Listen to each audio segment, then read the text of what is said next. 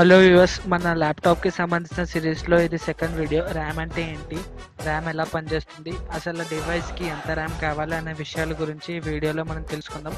So ఇంకెందుకు late, let us start our episode and welcome to our channel.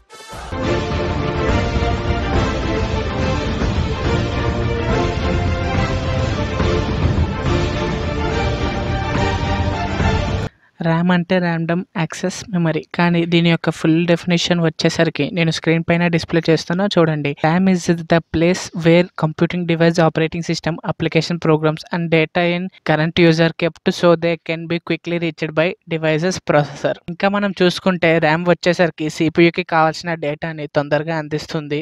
Internal memory ఏం చేస్తుంది అని ఒక డౌట్ రావచ్చు. దాని పని వచ్చేసరికి ఓన్లీ డేటాని ఒక చోట సేవ్ చేయడం, అలాగే అది సిపియుకి ఇన్ఫర్మేషన్ ఇవ్వదు. ర్యామ్ ఏం చేస్తుంది అంటే, ఇన్ కేస్ మీరు ఏమైనా ఒక సాఫ్ట్వేర్ కనుక ఇన్స్టాల్ చేస్తే అది వచ్చి మీ డివైస్ స్టోరేజ్ లో సేవ్ అవుతుంది. ఆ సాఫ్ట్వేర్ రన్ చేస్తే ర్యామ్ వచ్చేసి ఆ సాఫ్ట్వేర్ ని సిపియుకి ఇస్తుంది. ఇప్పుడు సిపియు వచ్చేసి ఆ సాఫ్ట్వేర్ ని ఓపెన్ చేసి రన్ చేస్తుంది. అలా మీరు మీ యొక్క పర్సనల్ పీసీలో ఒకసారి ఒక 3 లేదా 4 సాఫ్ట్వేర్లను ఓపెన్ చేసి వాటిని వాడగలుగుతారు. అప్పుడు మీరు ఓపెన్ చేసి వాడుతున్న ప్రతిసారి ర్యామ్ ఇంటర్నల్ స్టోరేజ్ లో నుంచి దాన్ని తీసుకొని వెళ్ళి సిపియుకి ఇస్తుంది. అలాగా మీరు ఇప్పుడు వాడుతున్న సాఫ్ట్వేర్ లేదా యాప్స్ యొక్క స్టోరేజ్ అంతా ఇప్పుడు ర్యామ్ లో స్టోర్ అయ్యి అవి సిపియుకి ఇస్తుంది. అలా కాకుండా మీరు ఇప్పుడు ఒక 7 లేదా 8 యాప్స్ ఓపెన్ చేశారు అనుకోండి, అప్పుడు ర్యామ్ యొక్క మెమరీ పెరిగిపోతుంది. ర్యామ్ మెమరీకి ఒక లిమిట్ ఉంటుంది. 1 GB, 2 GB, 3 GB, 4 GB, 8 GB ఏదో ఒకటి ఉంటుంది. మన ర్యామ్కి అది ఎన్ని అయితే స్టోర్ చేసుకోగలదో అన్ని మాత్రమే స్టోర్ చేసుకోగలుగుతుంది. మిగతావి అది మర్చిపోతుంది.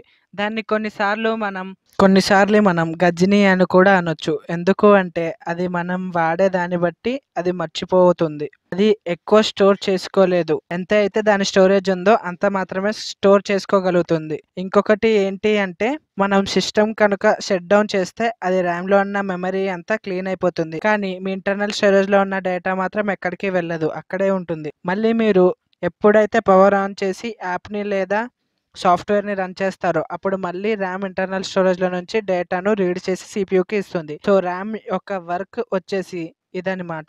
మనం ఒక ఎగ్జాంపుల్ చూసుకుంటే, మన మొబైల్లో ర్యామ్ యొక్క స్టోరేజ్ వచ్చేసి ఒక 2 GB అనుకుందాం. మన మొబైల్లో ఇప్పుడు మనం ఫ్రీ ఫైర్ ఇన్స్టాల్ చేద్దాం. ఫ్రీ ఫైర్ రన్ అవ్వాలి అంటే మనం మొబైల్లో 2 GB ర్యామ్ అనేది కంపల్సరీ. అది ఓపెన్ చేశాక మనం అందులో లాగిన్ అవ్వడానికి మళ్ళీ మనం ఫేస్బుక్ ఓపెన్ చేసాం. ఫేస్బుక్ వచ్చేసరికి 340 MB ర్యామ్ కావాలి. బట్ మన మొబైల్లో ఉన్న 2 GB ర్యామ్ తో ఫ్రీ ఫైర్ ఓపెన్ చేసాం. అప్పుడు మనం మళ్ళీ ఫేస్బుక్ ఓపెన్ చేయడానికి చాలా టైం అవుతుంది. ఈ లోపు మనకి ఏదైనా కాల్ వచ్చింది అంటే ఇంకా మన మొబైల్ అయితే పూర్తిగా హ్యాంగ్ అయిపోతుంది. ర్యామ్ యొక్క ఫుల్ మెమరీని మనం కొంచెం కొంచెం కూడా ప్లేస్ లేకుండా వాడుతున్నాం కాబట్టి. సో మనం ర్యామ్ ఎక్కువ ఉన్న మొబైల్ లేదా పీసీలో అయితే మనం ఎక్కువ మల్టీ టాస్కింగ్ చేసుకోవచ్చు.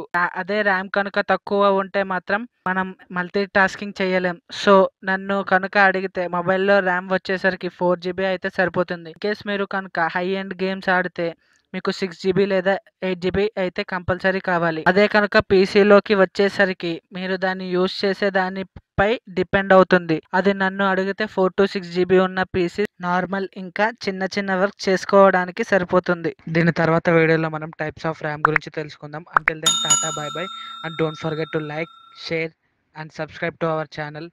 Thanks for watching.